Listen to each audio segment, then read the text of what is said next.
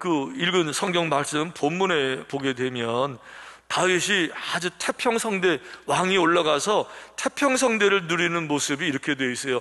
그들이 암몬 자손을 멸하고 라빠를 에워쌌고 다윗은 예루살렘에 그대로 있었더라.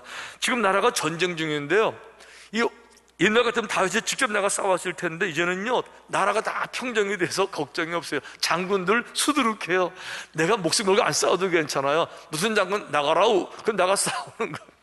완전히 모든 정권 장악했고요, 이제는 적이 없습니다. 골리앗은 아예 있지도 않고요, 전쟁터가 있어도요 안 나가도 괜찮아요. 너무 편하잖아요. 그런데요, 이 태평성대, 이 편안한 것이 망하기 일보 직전인 거 아세요? 어떤 그 글에 보니까 그렇더라고요. 구두를 신는데 구두가 제일 편할 때가 언제냐? 버리기 직전이라고 그러더라고요.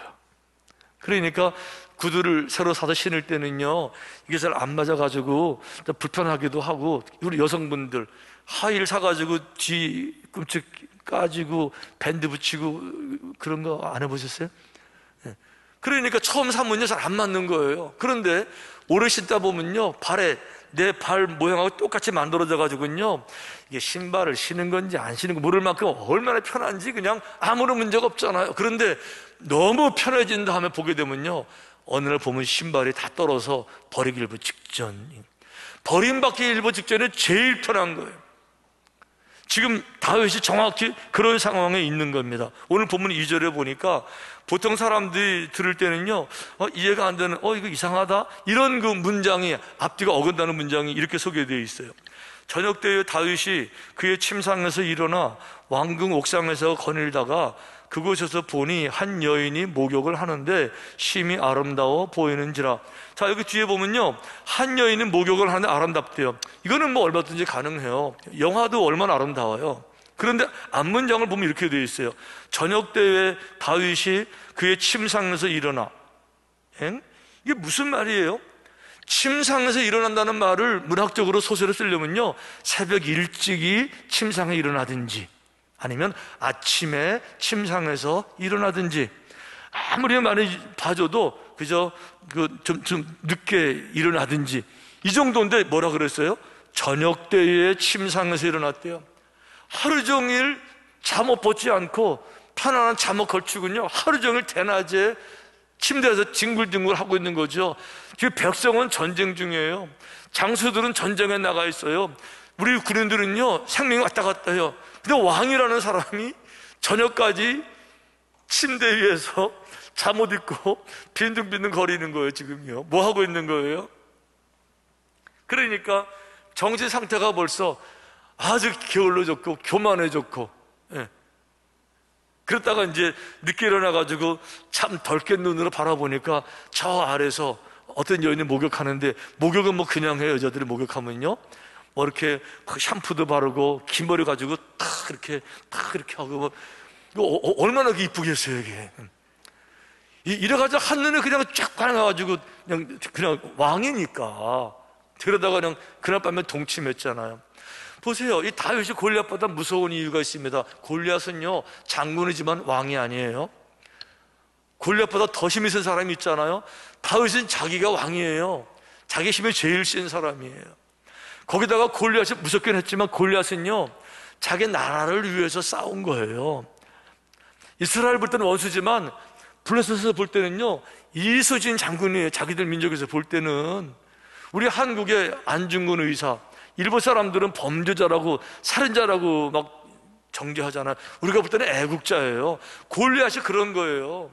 골리앗에게 부인 있고요 아이들 있지만은 골리앗이 남의 부인 뺏으려고 그 남편 죽인 적 없어요. 성경 그런 말 안 나와요.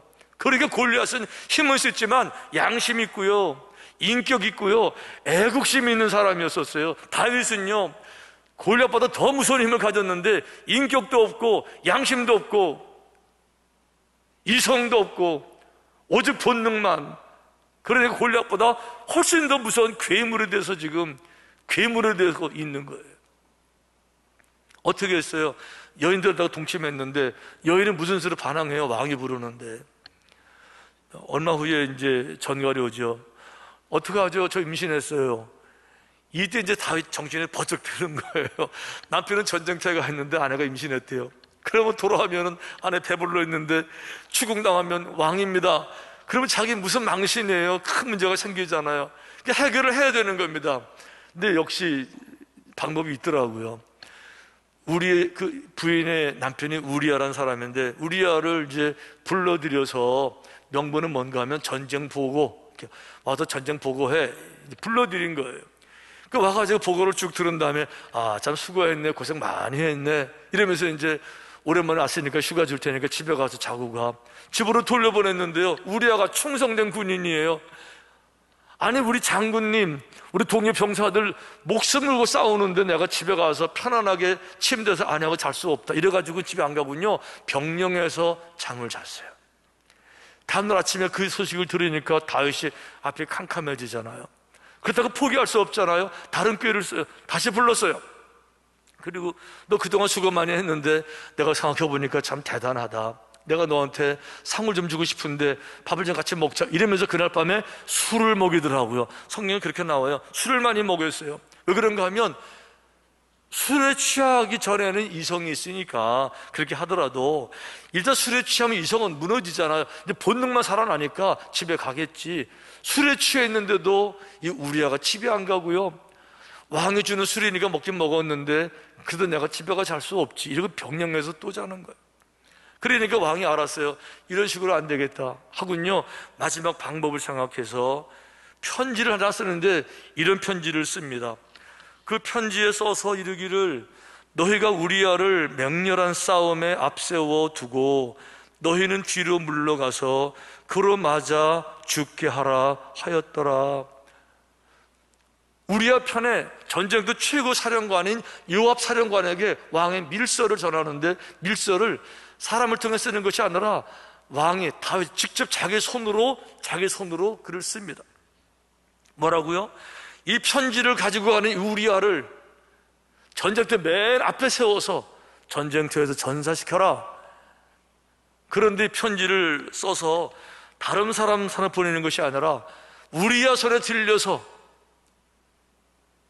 그리고 요압 장군이 전해주라고 이 편지에 밀봉해서 인장 찍어서 보내는 거죠. 이것도 모르고 우리아는요, 자기 죽이라는 편지를 쭉 그냥 작전 명령 있는 줄 알고 잘 간직해서 갖다가 바치는 거예요. 제가 그래서 이 장면을 보면서 편지를 쓴 다음에 이 편지 가지고 가서 최고 사령관 요압 장군에게 전해 라고 말하는 그 다윗의 얼굴을 바라보는데 스치고 지나가는 얼굴이 또 하나 보이더라고요.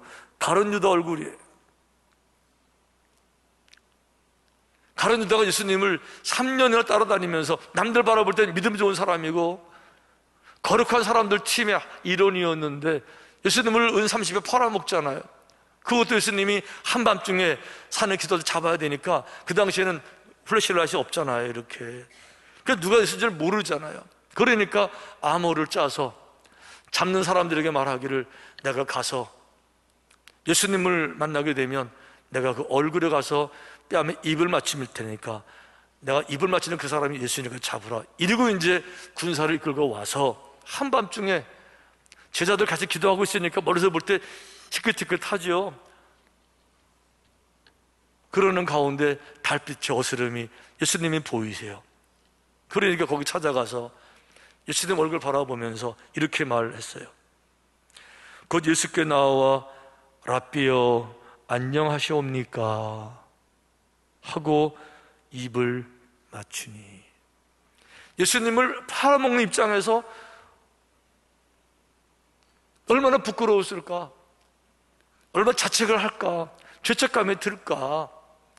그 팔아먹는 것도 너무 부끄러운데 그거를 가서 아무 일도 없는 것처럼 안녕하세요 하면 입을 맞추는 그 얼굴에서 이 편지를 들고 가는 사람을 최전방에 가서 죽여라는 이 다윗 얼굴이 교차되는데, 질문, 다윗이 더 나빠요? 가룟 유다가 더 나빠요?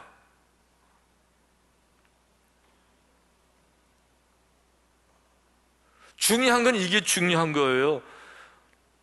누구라도 다윗이 될 수 있고요, 누구라도 골리앗이 될 수 있다는 겁니다. 다윗 같은 사람이 이 정도로 무서운 사람이 될 바에야 우리 같은 보통 사람들은 훨씬 더 무서운 사람이 될 수 있고 훨씬 더 무서운 괴물이 될 수 있고요. 남의 얘기가 아니고 이게 우리 얘기라고 하는 거, 이게 이제 문제가 되는 거예요. 그래서 두려웠어요. 왜 이렇게 됐을까 하고 보니까 다윗이 그렇게 된 몇 가지 이유가 있더라고요. 하나님이 내게 주신 축복을 내가 잘 간직하지를 못했어요. 저 시골 소년, 양치기 소년, 아무것도, 아버지에게도 버림받은 아들인데 그런 아들 데려다가 한 나라의 왕을 세웠으면 얼마나 위대한 축복입니까? 그리고 왕권을 가졌을 때 이걸 잘 다뤘어야 되는데 이 왕권을 가지고 사사로운 정욕에 쓰지 아니하고 거룩하게 썼어야 되는데 못 그런 거예요. 왕이 되기 전까지는 다윗이 아주 많이 했던 것이 있습니다. 자기 이름으로 고백했어요. 내가 여호와께 부르짖음에 부르짖으리니, 내가 부르짖었더니, 유급할 때마다 얼마나 많이 부르짖었어요. 여호와야, 얼마나 많이 부르짖었어요. 유급한 거 다 끝나고 왕 다 듣고 아무런 걱정이 없으니까 자기 힘으로 왕 된 줄 알고 자기 능력으로 지금 잘 나가는 줄 알고, 그러니까 축복을 잘 감수하지 못하면 이게 축복이 아니고 오히려 저주가 되더라고요. 또한 가장 높은 자리에 올랐을 때, 이게 중요한 게 그거예요. 직분이 높아진다는 거, 가장 높은 자리에 올랐을 때 그때가 가장 위기더라고요. 왜 그런가 하면요, 정상이라는 말은 가장 높다는 거는요 더 이상 올라다 볼 데가 없다는 거예요. 보이는 것마다 다 내려다 보여요. 그러니까 내가 높은 자리에 올라가면 다 깔보는 거예요. 내가 좀 잘난 것 같으면, 잘하는 것 같으면 못하는 사람들이 저 아래로 보이는 거예요. 그러니까 공부 좀 한 사람들은 공부도 못하는 것들이 까불어.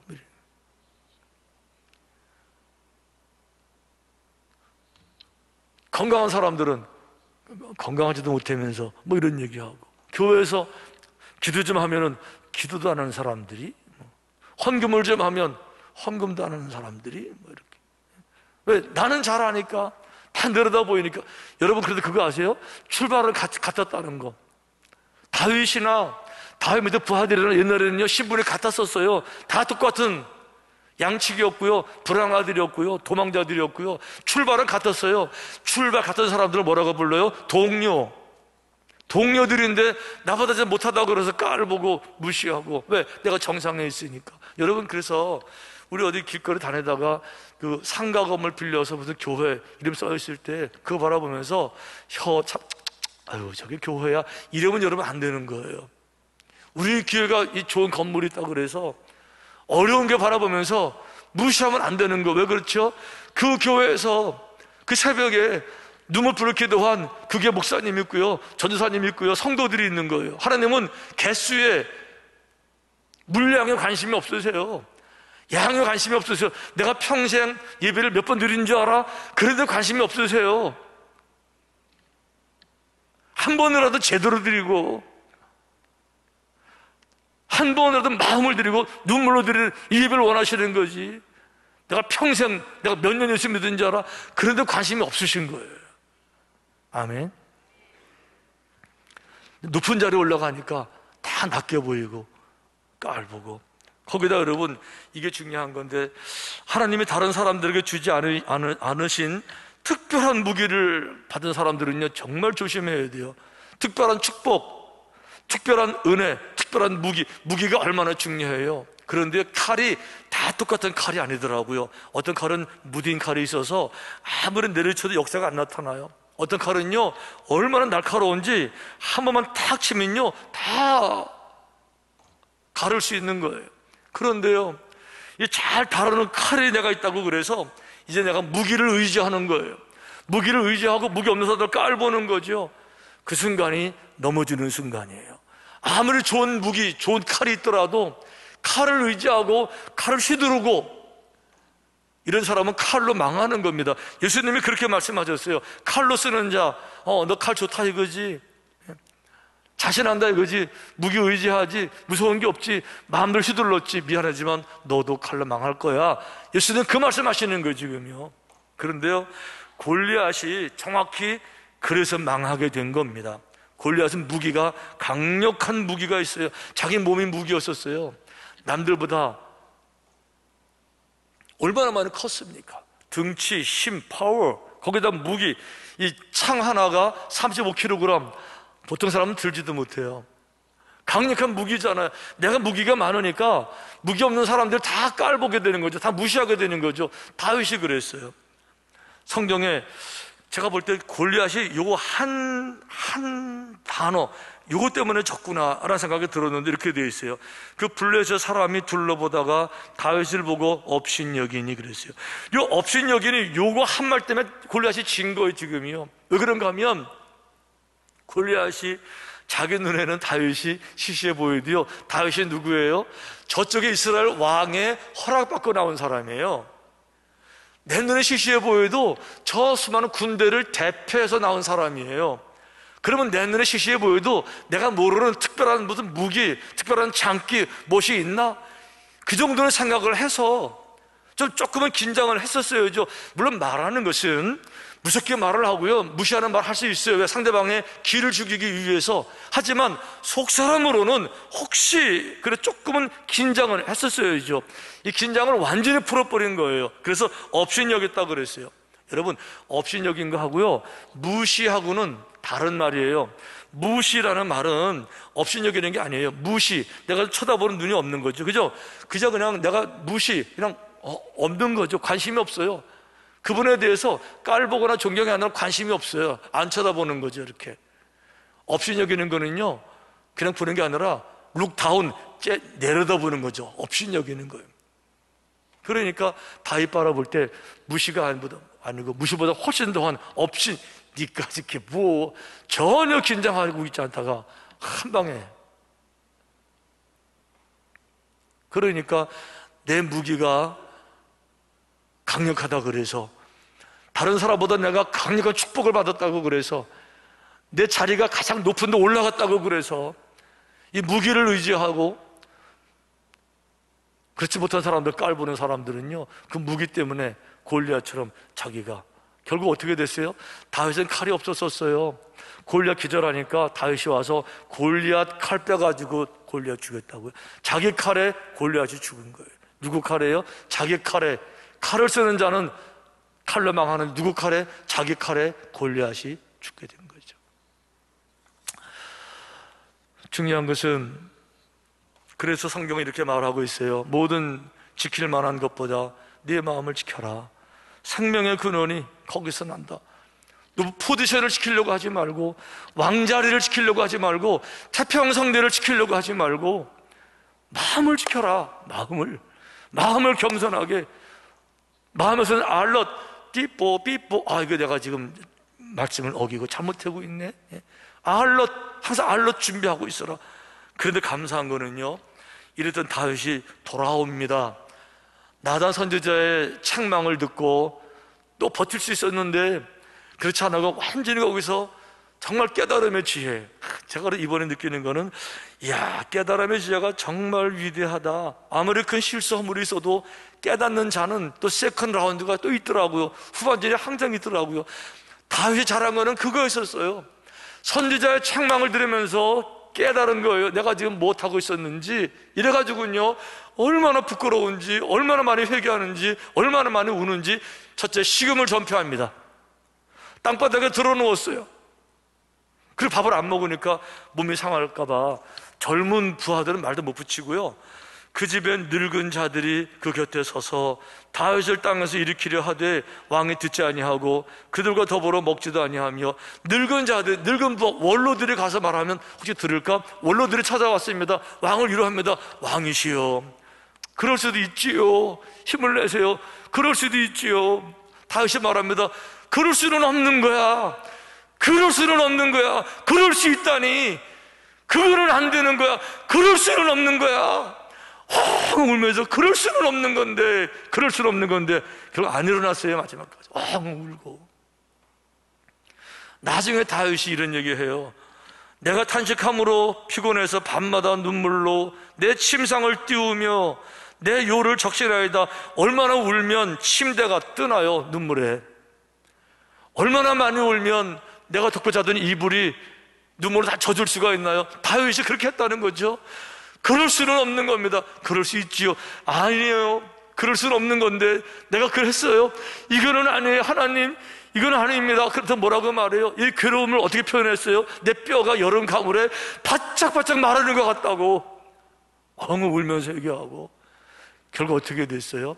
하나님은요 늘 사랑에 충만하고 은혜가 충만한 하나님께서 진심으로 뉘우치는 사람들 안 버리시죠.